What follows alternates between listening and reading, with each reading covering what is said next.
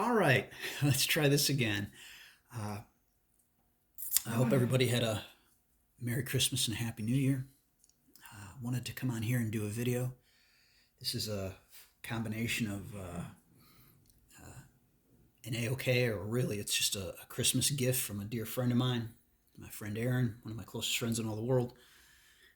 He gave me a few comics and a couple treasuries we're going to take a look at. And then plus I wanted just to show some of the books I've picked up in the last, the month of December. Now, I've Rod and Shannon, Dr. Silver Age, and Solid Four String Bottom End. They have seen all these comics and stuff because we have an ongoing text. We probably show off. One of us at least is always showing off something every week that we get. But still wanted to come on here and make a video. First, let me show the Christmas gift that my friend Aaron gave me. First of all, I might not get all of this in, but this is a treasury. This is C-34. Actually, no, this is C-38, excuse me, October, November 1975, Superman. I'm sorry, I just get a little glare there, but you can see it. It's really nice shape. Superman, 5 startling super stories. You can pick that up there. You can see it all. That's that one. He gave me that. And this is C-34, Christmas with the Superheroes. Just get it so I get the natural lighting in here. And this is February/March 1975 cover date. And both of these are in really nice shape. I only have, I think, 3 treasuries. So I have Superman versus Shazam. I had that as a child, the Superman versus Shazam, but lost it along the way. Picked up a very well-loved copy a few years back. Have the Bible stories that I think it was Nestor Redondo did the art inside. Joe Kubert did the cover, if I'm not mistaken. And that's a great one. I have that, and also have a Justice League treasury.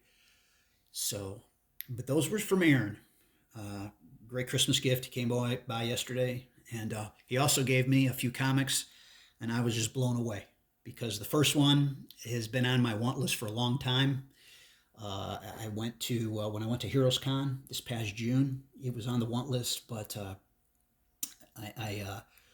it would have been my biggest pickup. But instead I went. I didn't see a copy that I wanted, but instead my biggest pickup was the Monster of Frankenstein #1, which helped finish that run, that 18-issue run, and I just didn't. I mean, I had money to buy others.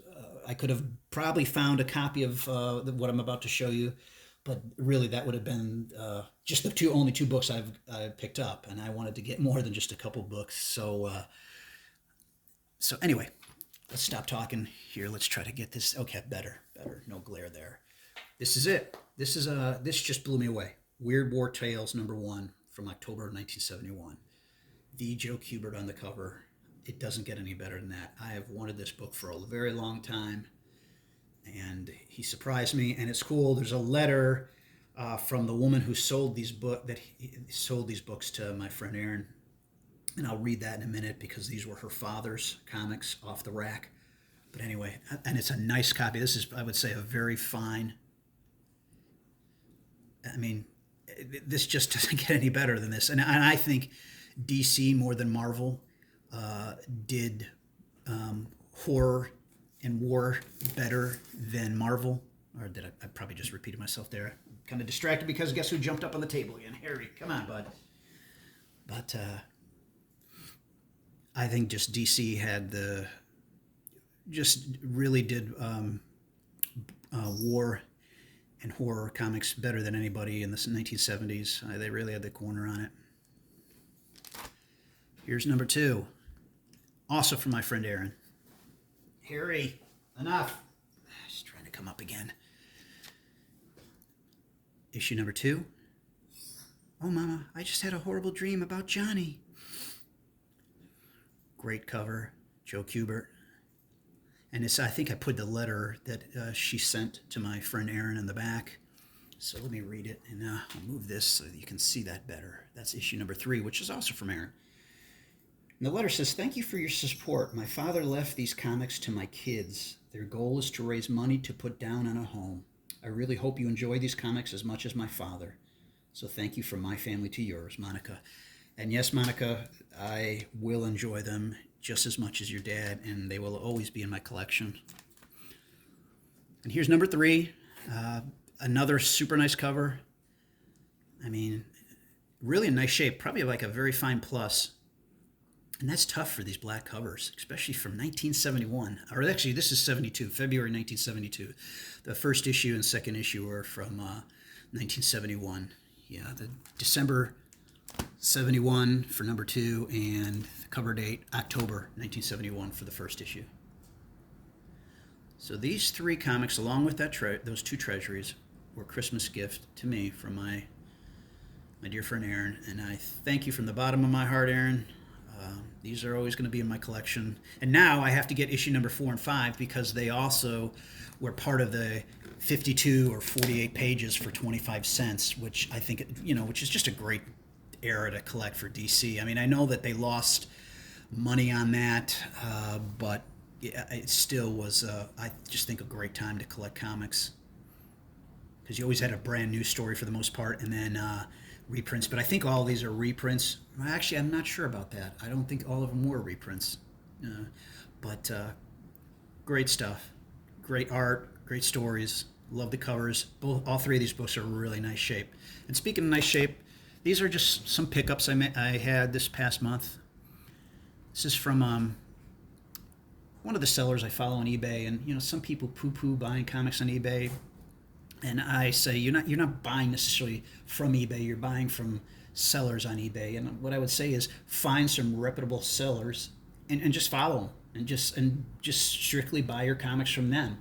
And I look for people who will show more than just one picture of their book, will accurately grade it and not just say high grade, because what does high grade mean? And that they stand by their books. And you look at the feedback too. I mean, I even look at if they get negative feedback or even neutral feedback. I look at that, and I look to see how they respond to somebody. Because if they're nasty in their response, then you're like, you know what, I'll find this book from somebody else. That just may be a sign that maybe I just don't want to buy a book from them, because I don't know. I just really even pay attention to to how they respond to negative feedback. And if and I've had sellers that I follow that they respond like, "Oh, I'm so very sorry. It was a oversight," and they do everything to make it right. And those are the type of sellers that I like to buy from. But again, this is from Beyond the Unknown. It's from May 1971, issue number 10. Again, part of that 25 cents, 52 pages. Actually, this is 64 pages. 64 pages to stagger the imagination, no less. And this book was sold as a very fine plus, and you can see the March 2nd received cover date stamp. This book is nicer than a very fine plus. I showed my wife this, and I told my wife, and then I showed my friend Aaron, who came by yesterday, and even Aaron said the same thing I told my wife. He said, it looks like this comic came off the newsstands yesterday. Super glossy, white to off-white pages, but the back cover is super white. Beautiful book. Commandy, number 32, from 1975. We know that Shannon, Solid 4-String Bottom End, loves himself some Commandy. And I am working on all the giants that DC put out in 1975, and I think into early 1976, these square-bound giants. And I think I need about 7 more. Bought this earlier in the month of December. Really, again, a nice high-grade copy. We know who did the cover, Jack Kirby. So like I said, I think I have about 7. I think I have like 1 Batman family and a couple DC specials and a couple others that I need to, like I said, 7 issues total to get all the giants. And Shannon did a video some years back spotlighting these giants from 1975. I think he called them the Lost Giants, but it's a video. You should search in his channel. He shows all the comics, all the square-bound giants that DC put out at the time. And speaking of Shannon, he did a video on one of his short runs or series of the week videos on this title, Star Hunters. 7 issues it ran. I had the first issue, and then I watched one of his. I've watched many of his videos multiple times, a lot of his videos many times, and I watched this one again. And I'm like, you know what? This is a pretty good series. And so I picked up a lot of the issues in November, and then this was the last one I needed to complete everything from September of 1978, issue number 6. Rebel Outcasts of the Galaxy, Star Hunters. And this was the last issue in the series that I picked up at the beginning of the month. Only 50 cents. All 44 pages, all new. And this was part of the DC Explosion, which later became the Implosion. And this was the last issue of this series, as many titles, unfortunately, were canceled due to weather, and it's just among that. I know weather played a part in it, that they couldn't get the comics out, and I think there was some new ownership, and so several titles were canceled, and unfortunately this was one of them. Secret Society of Supervillains was another. Freedom Fighters, Black Lightning, some great short runs that are still affordable to collect, and this is a title that is very easy on the wallet, and it's underrated, underappreciated, and I highly recommend it. Here's a book I picked up at an antique show a couple of weeks ago. Unexpected, number 175 from October of 1976. There's a mid-grade copy. There was a couple people that were selling some comics, but they were really, really well-loved. And I saw this mid-grade copy for only a couple dollars, and to me, DC did it better than anybody else. I know I said that already about horror and war comics in the Bronze Age. I think DC was at the top of their game for this. Now here's another. It's a series within a series that I'm trying to collect. I'm trying to get all the 20-cent Many Ghosts of Dr. Graves issues, and I still have some to. I think I maybe have 10 more to pick up, but started buying some this past month. And again, I have Shannon to thank, because he has shown many Charlton books, and even Rod as well. And really, when I got back into collecting 7 years ago, I was just focused really on some DC titles. Then I expanded a little bit into some Marvel, but I thought I'm not going to get into Charlton or Gold Key or any of that. But then I picked up a couple, and I'm like, I like these a lot. And this is issue number 35. From December of 1972, From the Gallows to the Grave. I think that's a Steve Ditko cover. And that's a nice high-grade copy, which is tough to find. These are tough to find in high grade, and that's like a near mint minus. And this is a very nice copy, too. And the only thing wrong with this is there's a half-inch tear on the back bottom cover. This is Many Ghosts of Dr. Graves, number 37, March 1973. Her Only Escape, The Mirror of Yesterday. And here is number 41, September 1973. Joe Staton cover. Good stuff. Good stuff. And this was the last one I picked up just recently, number 43, December 1973 cover date. Can't you see them? Can't you see the things in the subway? Good story. It really was.